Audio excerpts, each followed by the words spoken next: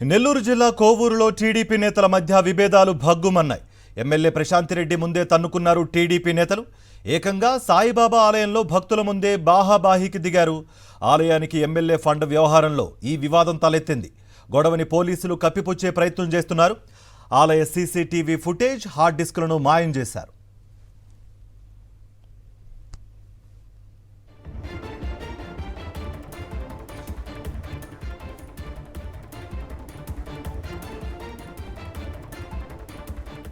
Right, ఆ విజువల్స్లో చూస్తున్నట్టుగా నెల్లూరు జిల్లా కోవూరులో టీడీపీ నేతల మధ్య విభేదాలు భగ్గుమన్నాయి.